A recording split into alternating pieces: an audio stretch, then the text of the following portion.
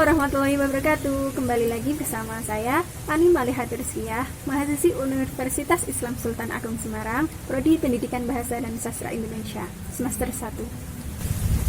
Jika kemarin saya mereview beberapa novel, kali ini saya akan mereview beberapa non-fiksi. Buku non-fiksi yang pertama kali saya akan review adalah buku yang berjudul Tuhan Tidak Perlu Dibela, karya Abdurrahman Wahid atau sering disebut Gus Dur. Buku ini diterbitkan oleh LKIS Yogyakarta pada tahun cetakan pertama tahun 1999 dengan 312 halaman. Buku ini mengajak kita untuk memikirkan kembali persoalan-persoalan kenegaraan, kebudayaan, dan keislaman kita. Dalam kaitannya dengan agama, buku ini mempersoalkan fenomena agama dan kekerasan politik yang banyak mengemuka. Agama dan kekerasan politik menjadi perhatian utama Gus Dur karena sering menimbulkan tafsiran yang bermacam-macam. Menurut Gus Dur, dalam bukunya ini, kekerasan politik merupakan akibat dari perilaku kaum fundamentalis agama yang berakar pada fanatisme yang sempit. Hal ini tergambarkan pada tindak kekerasan yang mengatasnamakan agama yang sering terjadi. Kekerasan politik bukan merupakan akibat dari perilaku keagamaan, karena agama tidak pernah mengajarkan kekerasan. Penyalahgunaan agama sebagai alat politiklah yang menyebabkan terjadinya kekerasan. Bahwa ada hubungan antara agama dan politik, meskipun harus diakui bahwa hubungan itu bisa terkait dengan banyak hal, tidak lalu harus menyebabkan pembentukan kelompok satu dengan kelompok lainnya. Dan di samping tema agama dan kekerasan, dalam buku ini juga dimuat tulisan-tulisan Gus Dur yang berbicara tentang kebudayaan lokal yang memiliki arti penting bagi pluralisme sebagai prasyarat terbentuknya civil society. Buku ini terdiri dari 3 bagian. Yang pertama bertema refleksi kritis pemikiran Islam, bagian kedua bertema intensitas kebangsaan dan kebudayaan, sementara bagian yang ketiga terkait dengan tema demokrasi, ideologi, dan politik. Di sini Gus Dur menggambarkan bagaimana paradoks-paradoks yang terjadi di sekitar pemikiran Islam, perdebatan politik, sosial agama, dan ideologi antar kelompok dalam konteks kebangsaan Indonesia. Menurut saya, dalam membaca buku karya Abdurrahman Wahid ini, kita harus mempunyai fokus yang amat sangat karena bahasanya menggunakan bahasa tingkat tinggi yang kadang kita susah dipahami. Buku non-fiksi kedua yang akan saya review adalah buku non-fiksi yang berjudul Perempuan yang Menggetarkan Surga. Buku ini ditulis oleh Haris Priyatna dan Lisdi Rahayu, diterbitkan oleh Mizania pada tahun 2014. Buku ini berisi tentang pembuktian bahwa sejarah Islam memiliki banyak contoh muslimah yang berkehidupan syarat dengan hikmah dan amal soleh yang luar biasa. Mereka adalah para muslimah yang mulia, para ibunda kita, dan yang bisa mempertahankan keimanannya dengan gagah berani. Mereka rela memperjuangkan kebenaran dengan tegar dan menahan penderitaan dengan penuh kesabaran. Memperjuangkan kebenaran dengan tegar dan menahan penderitaan dengan penuh kesabaran. Pada bab pertama pada buku ini mengupas amalan-amalan yang bisa mengantarkan perempuan menuju surga atau neraka. Lalu 4 bab selanjutnya, buku ini menguraikan lebih lanjut tentang kisah hidup 4 perempuan utama yang namanya disebutkan dalam Al-Quran dan diabadikan dalam hadis Rasulullah SAW, yaitu Maryam binti Imran, Asiyah binti Muzahim istri Fir'aun, Hadijah binti Huwailid istri Rasulullah, dan Fatimah binti Muhammad SAW. Lalu pada bab 6, buku ini berisi tentang kisah hidup Aisyah binti Abu Bakar radhiyallahu an, beserta segenap perjuangannya dan pelbagai cobaannya. Ia adalah seorang ummul mukminin yang luar biasa yang bisa menjadi teladan bagi kita.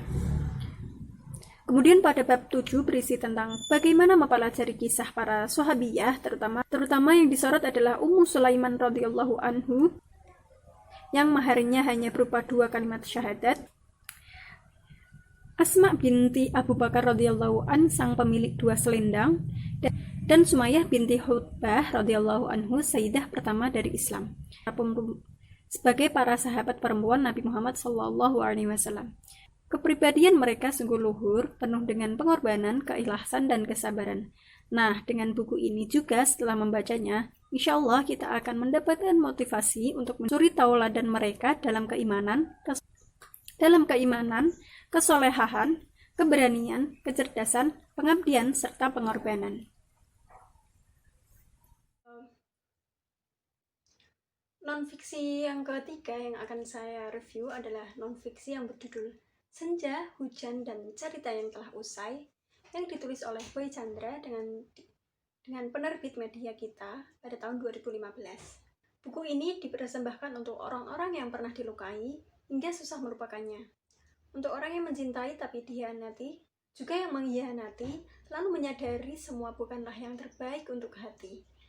Kekecewaan yang mendalam karena sudah mempertahankan namun diabaikan, tentang mengenang tapi juga jangan lupa jalan pulang, karena setelah petualangan yang panjang ke masa lalu, harus menjadi lebih baik dan menata rindu yang baru. Menurut saya, buku ini tidak cocok bagi yang tidak sedang baper, justru akan merasa membosankan. Tapi yang saya suka dari buku ini adalah bahasanya sedikit puitis, banyak juga kuotas yang bagus dan bermakna. Covernya pun cantik, mungkin orang yang pertama kali melihat juga akan suka.